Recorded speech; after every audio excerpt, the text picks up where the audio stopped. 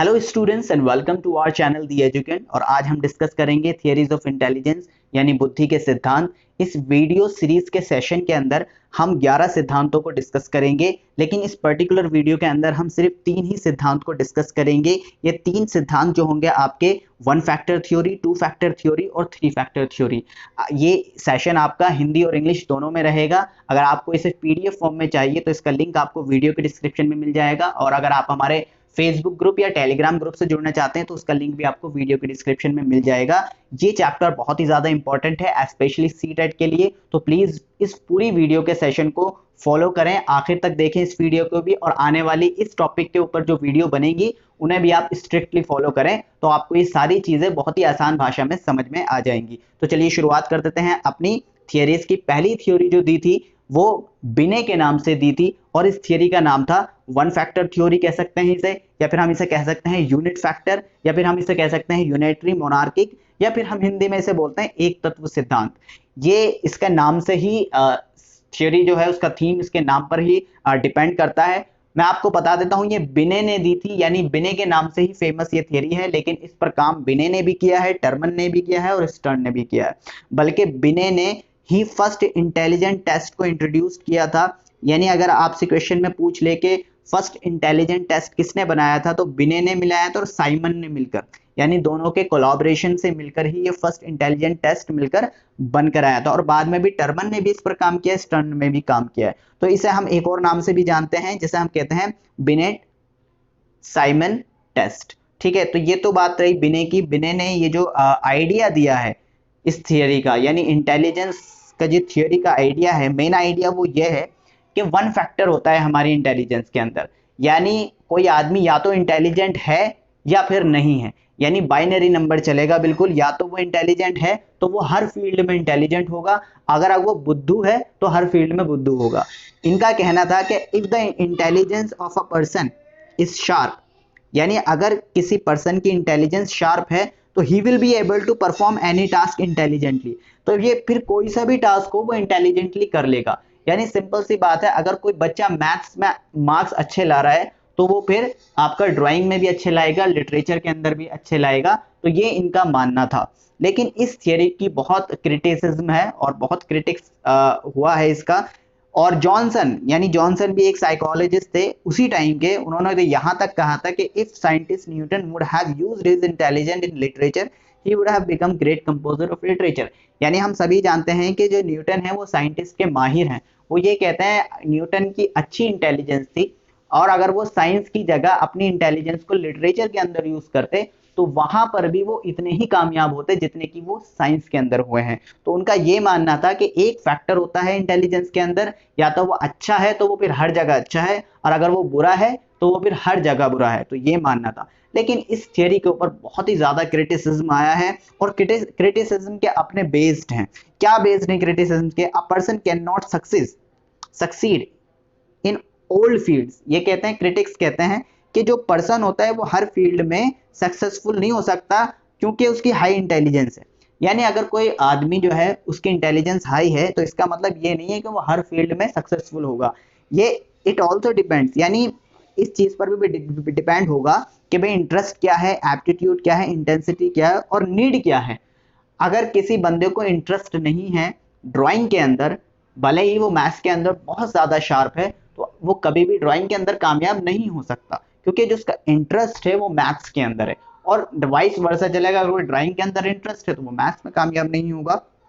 तो बंदा जो होता है वो स्पेशल होता है, यानी किसी स्पेशलिटी के हिसाब से ही बनता है। ये नहीं कि अगर वो इंटेलिजेंट है तो वो हर जगह इंटेलिजेंट होगा। तो ये इसका क्रिटिसिज्म चला है आपका।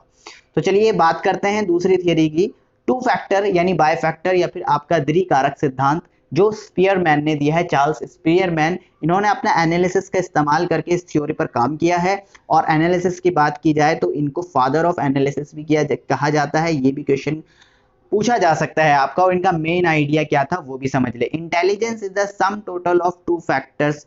First factor is general mental ability and the second factor is specific mental ability. यानी इन्होंने कहा है एक फैक्टर तो नहीं है, 2 फैक्टर होते हैं हमारी बुद्धि के अंदर। एक फैक्टर तो होता है general mental ability, general mental ability यानी ये वाला फैक्टर, ये फैक्टर क्या करता है, जो आपके कॉमन वर्क होते हैं उन पर उनको करता है। लेकिन हमारी कुछ स्पेशल फैकल्टी होती हैं माइंड की, जैसे मैकेनिकल होना, स्पाशियल होना, वर्बल बोलना, न्यूमेरिकल के अंदर अच्छा होना, तो ये अलग फैकल्टीज होती हैं।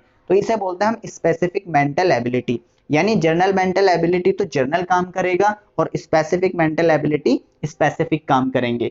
फॉर एग्जाम्पल अगर हम खाना खा रहे हैं तो ये जनरल मेंटल एबिलिटी है, क्योंकि खाना हर कोई खाता है, ठीक है। लेकिन अगर कोई मैथ्स में अच्छा है, ठीक है, कोई वर्बल अच्छा है यानी उसकी भाषा अच्छी है, लैंग्वेज के अंदर अच्छा है, कुछ मैकेनिकल अच्छे हैं, कुछ का स्पाशियल अच्छा है, तो ये सारी की सारी चीजें डिपेंड करती हैं उसके स्पेशल मेंटल एबिलिटी के ऊपर। यहाँ तक कहा है कि अगर जिसका जनरल मेंटल एबिलिटी अच्छा होता है तो उसकी स्पेशल फैकल्टी भी अच्छी होती है, माइंड की जो फैकल्टी होती है, ब्रेन की फैकल्टी, वो भी अच्छी होती हैं, ये मानना है इसके अंदर। इसका क्रिटिसिज्म हुआ है, स्कॉलर्स ने क्रिटिसाइज किया है, क्या क्रिटिसाइज किया है कि ये जो थियोरी है वो क्लैरिफाई नहीं करती अमाउंट। क्या अमाउंट क्लैरिफाई नहीं करती कि जनरल मेंटल एबिलिटी में क्या अमाउंट है या स्पेसिफिक मेंटल एबिलिटी में क्या अमाउंट है। यानी अगर हम कोई पर्टिकुलर एक्टिविटी कर रहे हैं तो दोनों में किसका परफॉर्मेंस कितना है, ये क्लैरिफाई नहीं किया है स्पीयरमैन ने, तो इसकी ये क्रिटिसिज्म रहा है। और इन्होंने अपने आप को भी क्रिटिसाइज किया, यानी स्पीयरमैन ने ये अपने आप को देखा कि हाँ, अंडरस्टैंड किया कि हाँ भाई ये थोड़ी टू फैक्टर थ्योरी जो है, उन्होंने खुद ही रियलाइज किया कि हाँ इसके अंदर कुछ कमी है, तो इन्होंने एक और प्रपाउंड की, वो उसे हम कहते हैं थ्री फैक्टर थ्योरी, जिसे हम त्रिकारक सिद्धांत भी बोलते हैं।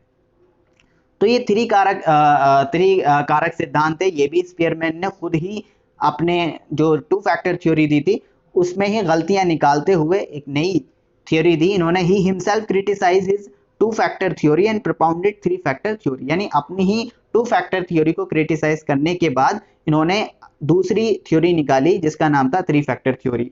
इस थ्योरी के अंदर एक एडिशनल फैक्टर आ गया था, वो था आपका GF, यानी जिसे बोलते हैं हम ग्रुप फैक्टर।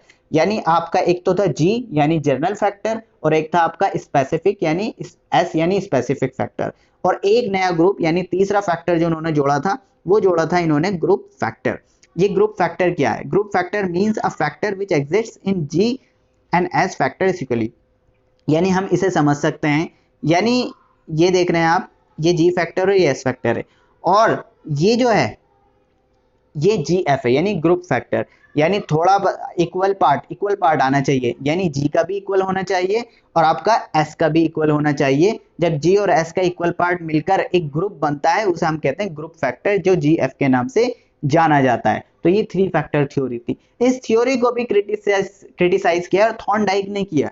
थॉर्नडाइक की अगली जो थ्योरी है वो हम अगली सेशन में बात करेंगे कि उनकी थ्योरी क्या थी, उनकी मल्टीपल थ्योरी की बात करेंगे। लेकिन थॉर्नडाइक ने क्रिटिसाइज किया इस थ्योरी को ये कहकर कि जो इंटेलेक्चुअल एक्टिविटीज होती है ना हमारी, यानी दिमागी कार्रवाई, क्रियाएं जो होती हैं, ये एडमिनिस्ट्रेट होती हैं डिफरेंट पैटर्न से। यानी ये कह रहे हैं कि ये एक फैक्टर, दो फैक्टर या तीन फैक्टर का खेल नहीं है, बल्कि माइंड के अंदर तो बहुत सारे पैटर्न होते हैं, बहुत सारे फैक्टर होते हैं। तो इसीलिए इन्होंने मल्टी फैक्टर की बात करी है, जो हम अगली वीडियो में डिस्कस करेंगे। तो आज की वीडियो में हम इतना ही रखते हैं। अगर आपको हमारी ये वीडियो पसंद आई है, आगे ये वीडियो सेशन चलता रहेगा, तो प्लीज इस वीडियो को फॉलो करते रहें। हम अगली वीडियो में आगे की थ्योरी को डिस्कस करेंगे। तो आज के लिए हम इतना ही रखते हैं। Thank you so much for being here and being stay with your home. And आप इस चैनल को सब्सक्राइब करें, शेयर करें वीडियो को, जो उतना हो सकता है उतना हमारे चैनल को सपोर्ट करें। Thank you so much for being here.